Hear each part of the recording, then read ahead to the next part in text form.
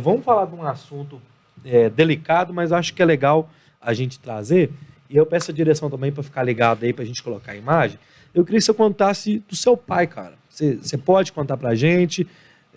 E após isso, eu queria que você chamasse o convidado nosso aí. Ah, Pode sim. ser?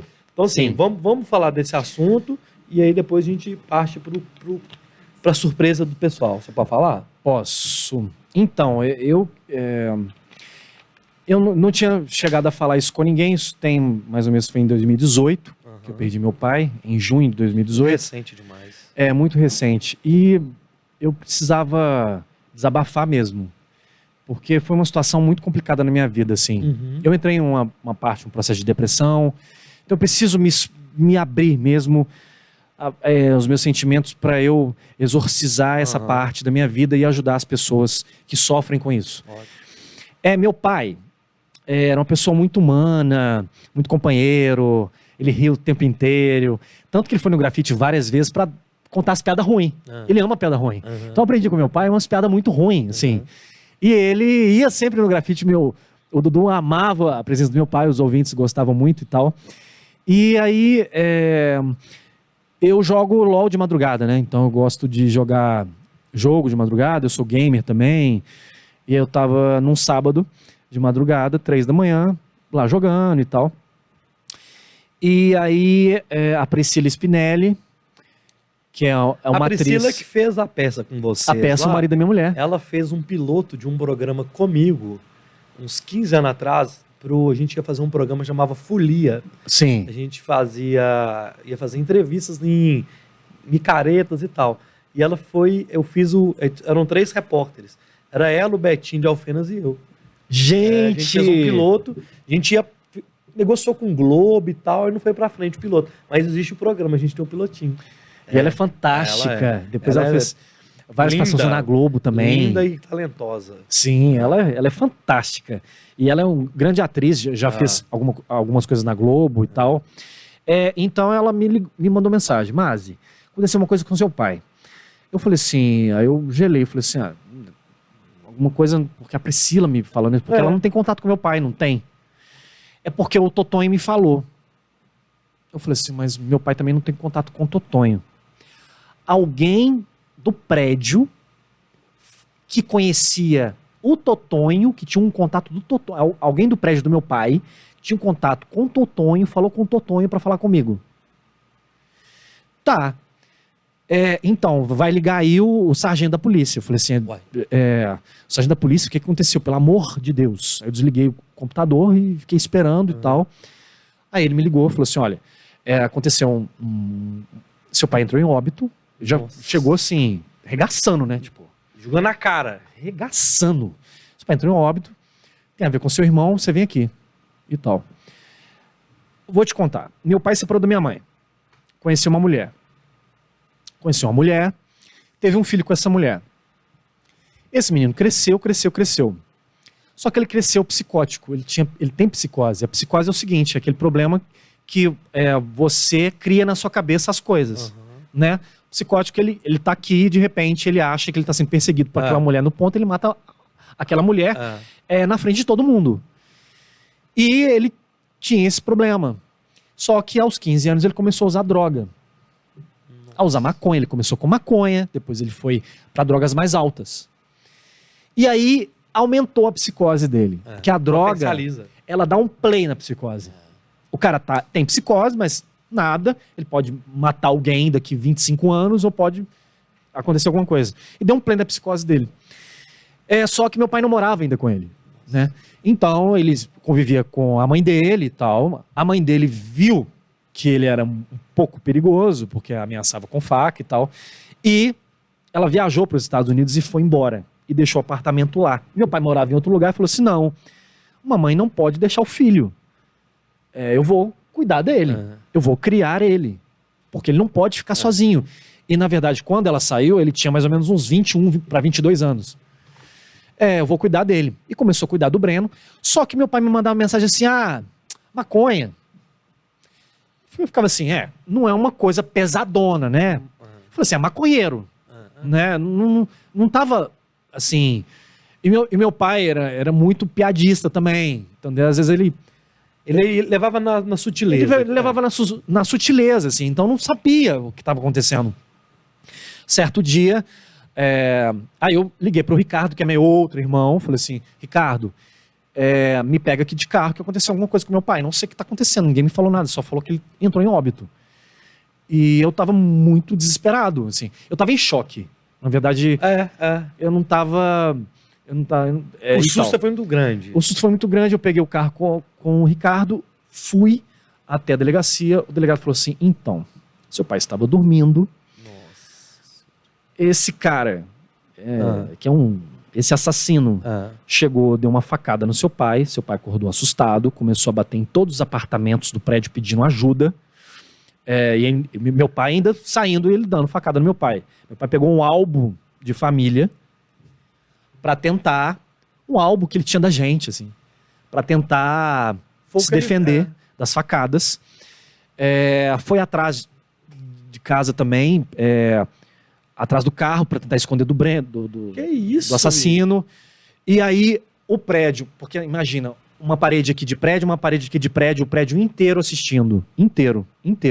As senhoras gritando, o prédio inteiro assistindo, e todo mundo gritando, para, você vai matar seu pai, para, você vai matar seu pai. E aí, nesse meio tempo, foram 13 facadas. E aí, meu pai, no meio desse lugar, ele caiu. Ele não conseguiu mais, porque ele perdeu muito sangue. E foram 13 e perdeu a vida lá. Nesse meio tempo, a polícia já chegou, já pegando o flagrante, já. Deu um choque nesse cara. E esse cara foi preso, ficou 2 anos lá.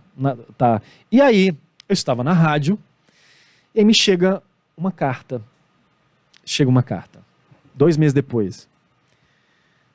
Falando, pedindo perdão. Falando umas coisas lá, que ele tá arrependido, que na cadeia é outro esquema. E atrás da carta tinha assim, então, você tem uma grana pra eu comprar um presente pra minha namorada? Não é sério. Você tem uma grana? Aí eu falei assim, o ponto de um filho tirar a vida de um pai é tão desesperador, sabe? Você tá doido. E eu tava tão em choque no dia com o Ricardo. Imagina. Que é isso? Eu não tinha dinheiro para pagar o enterro do meu pai. Quem pagou foi o Rodrigo Carneiro, o dono da rádio. O dono da rádio, eu lembro até hoje, o Rodrigo Carneiro falou assim, eu vou ajudar. Me dando total força e tal, todo mundo me dando força, o Dudu, o Rodrigo, todo mundo me dando força. E aí eu paguei o enterro do meu pai, e aí a gente foi pro IML. O pior momento da minha vida foi não sentir nada, porque eu estava em choque, e aí assinar o IML falou assim, então você vai ter que reconhecer o corpo do seu pai. Eu falei assim, o quê? Mas eu sei que ele está aí, mas de qualquer forma, como você assinou, você vai ter que reconhecer o corpo do seu pai. Eu falei assim, eu até achei um absurdo, né, porque... Mas você sabe do que meu pai morreu para eu reconhecer o corpo dele, né? Porque não foi... Não. Né? E o pior sentimento do mundo é uma pessoa não querer morrer, né? Meu pai não queria morrer. Meu pai era cheio de vida.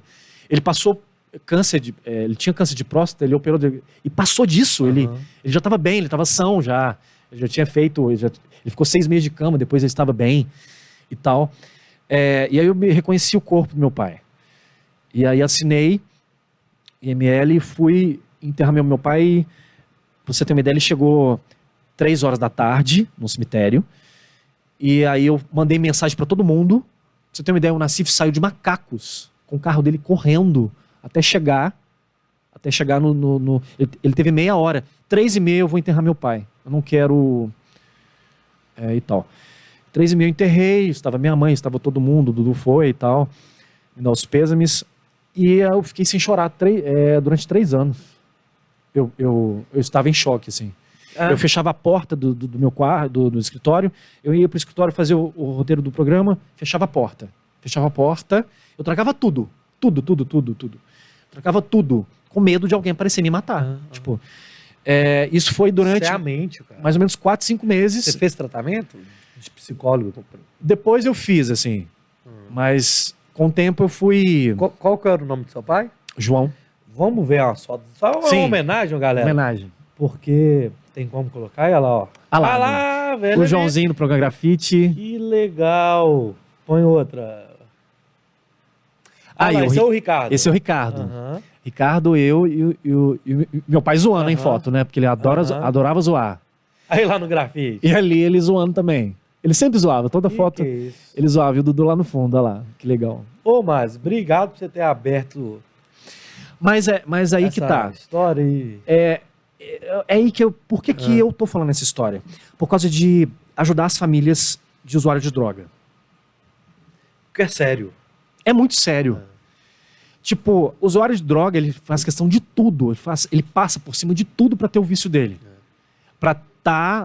Ele tá dentro da família, ele começa a vender as coisas dentro de casa. É mais sorte que ele. É mais forte que ele. O pai e a mãe tentam ajudar de todas as formas. De todas as formas.